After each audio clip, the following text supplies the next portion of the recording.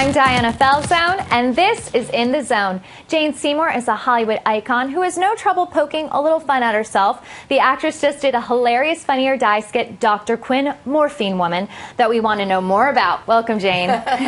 Thank you. It was funny, wasn't it? I was laughing out loud. I sent it to friends. Everyone is obnoxiously laughing. I don't think anyone thought that Dr. Quinn would be, I don't want to give too much away, would be prescribing morphine to the town. Well, actually, it was my idea. Funny or Die came to me and wanted to do a skit, and they had all these other great ideas. But I said, you know, I've got this idea I've always thought about, and they loved it, so they went with it. My concept was that every time I filmed Dr. Quinn, and I was in my office, the only medicine available at that time would be cocaine, morphine, a leather strap, a bottle of whiskey, and if cloud dancing came by, some willow bark tea. So, you know, I thought, I wonder what would happen if they accidentally she turned them into addicts and alcoholics. Did you think of mashing it up with Breaking Bad? Yes, of course I did.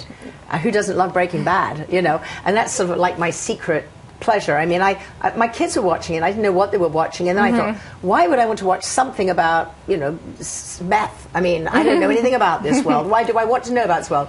But it was like all night. I'm watching 3 or 4 at a time. And I just thought, gosh, wouldn't it be funny to take Dr. Quinn and tied him with Breaking Bad. And Aaron Paul's a friend. I tried to get him in, but we got Skinny Pete instead. No, that was awesome. And then when you put back the costumes from Dr. Quinn, Medicine Woman, and you were reunited with your cast, what was it? It was magic. It was absolute magic. We should have filmed that. I think we did. My son filmed some of it. We all came back together again, and we're all like, now, you know, no trailers. We're all changing in, you know, what was the post office. Everyone's, and people have brought their own costumes. We still had our own costumes. Yeah, how crazy is that? We hadn't seen each other, most of us, for 16 years. That's amazing. And everyone came, and everyone tried, you know, did their own makeup and hair, and Janelle brought all this hair pieces and stuff, and everyone was looking good. I said, I'm sorry, guys. I said, you all have to look like addicts. So then they gamely came and, you know, put sort of sad, tired-looking makeup on, but we laughed and we laughed and we just had the best time. We were on our set in our costumes, and then I had a little party for them afterwards at my house. So it was an amazing reunion. Amazing. Are you going to do more Funny or Die skits? Because I'd like to. You hit over 100,000 views, correct? So now 120,000 now. Immortal. We're immortal, which I feel that after you go past immortal, what comes? I thought born again. Born again. Exactly. Or the phoenix from the ashes or something. And I was joking about that to Joe Lando, and he's already texted me this morning a really great idea. So, you know, I'll probably call them up and say, hey, if you ever want to do this again, you know, the team's ready. And that chemistry that the two of you have on screen, hot. Hot. Really? I know. Really? It really is. His wife sends him over to me every once in a while, you know. Just, you know, we get along really well. And we dated before I was married. When we did the pilot, we dated. I did not know that. Yes, we did. And then we broke up when they picked up the series. So, you know, note to self, never date somebody and break up before you do 7 years of working at being in love. Is that... Yeah, that gets a little... That's why it was so... Right. Now it's almost like because we knew what it was like to be in love. But, you know, we weren't actually talking to another time, so... Right. Maybe another place, another time. No, now we're closest friends on the planet. His kids, his wife are at my house all the time, and no, he's fantastic. Actually, I made another movie with him, Dear Prudence. Oh wow! I want to make another movie with him. He's wonderful. Should, because it's scorching. It is scorching. Thank you. Really, the chemistry's off the chain. Did the Breaking Bad cast reach out to you? I know you're friends with Aaron Paul, but have you heard any of them say, "What, guys? Tweet at Jane"? I don't think any of them have heard about it. I mean, they must have. They must have. Maybe they feel a little upstaged because you guys did such a good job. I don't know. I mean, they're really good guys, you know. And Aaron's wife, you know, we honoured her for our Open Heart Foundation event, and they had this thing, Be Kind campaign about bullying. So they're amazing. Yeah. Yeah, and speaking of an open heart campaign, hugely successful with your foundation, your jewelry line. You've gone through a lot in your life. How do you keep an open heart, especially for the holiday season, which can be very tough for people? Well, I think I'm a perfect example. You know, I separated, my husband and I separated 2 years ago, and we chose to all have Thanksgiving together, and I've invited him to join us for Christmas. Wow, that's so like a conscious uncoupling kind of? No, I don't use those words. It's you know what, family is family, and when you're parents, you are always going to be a couple. Right. whether you like it or not. And James and I get along really well, and you know, we make movies together, we do lots of things together, so you know, the only thing we're not doing right now is living together. Right. I've also noticed when watching the parody that you haven't changed, and you also just graced the cover of Closer this year in a bikini.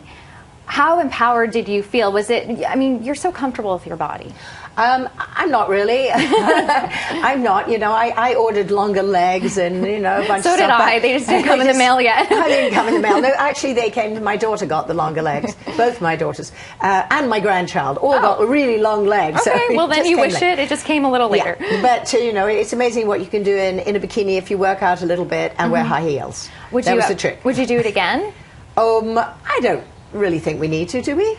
I think you should. If you've got it, flaunt it. And you've got it. I think we made the message was given, and you know, right now I think I've got a little extra holiday thing going on. The other thing is that really when you get a little bit older, if you don't do wrestle in a Botox and all that, which I don't do any fillers. So you know, if you want to fill your face, you've got to fill other parts of your body.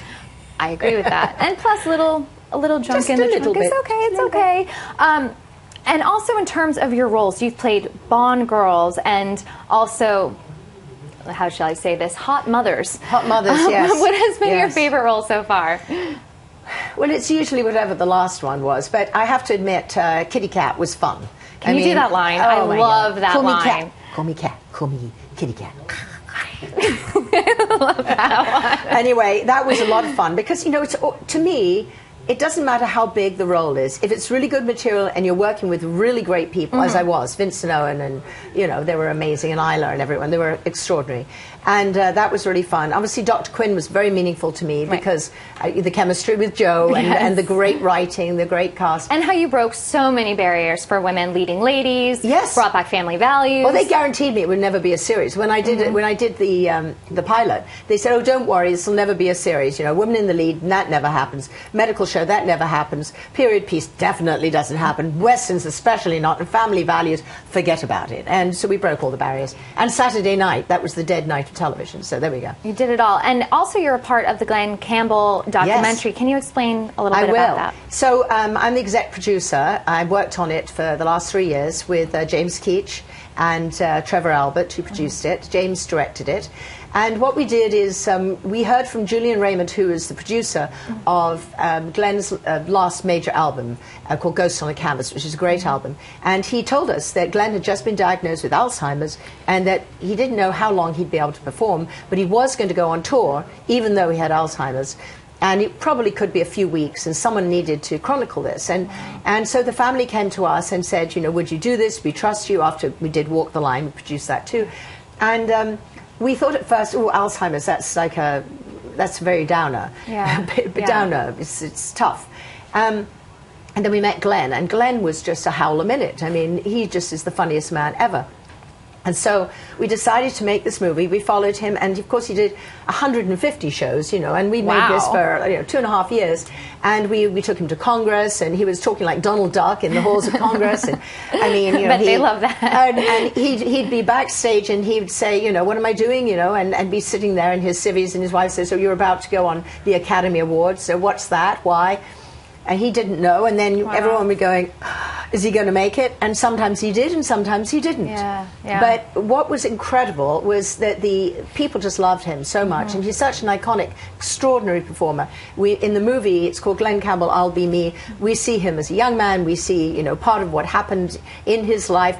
But we've realized that he was one of the all-time greatest recording artists. He was with the Wrecking Crew. He was the guitarist on the Beach Boys and Frank Sinatra and thanks all to those. you, you've been able to chronicle his life for not only himself, and he can watch it and remember, but also for his family. And thank you for being here with us today. Oh, thank you. I just, you know, it's such an honor, and, you know, I hope that everyone gets to open their hearts this Christmas to people who are, you know, in need, and just see what you uniquely can do to help others. Thank you, thank you. And to keep up with everything Jane, go to her official website at www.janeseymour.com. And for everything entertainment, go to fox411.com.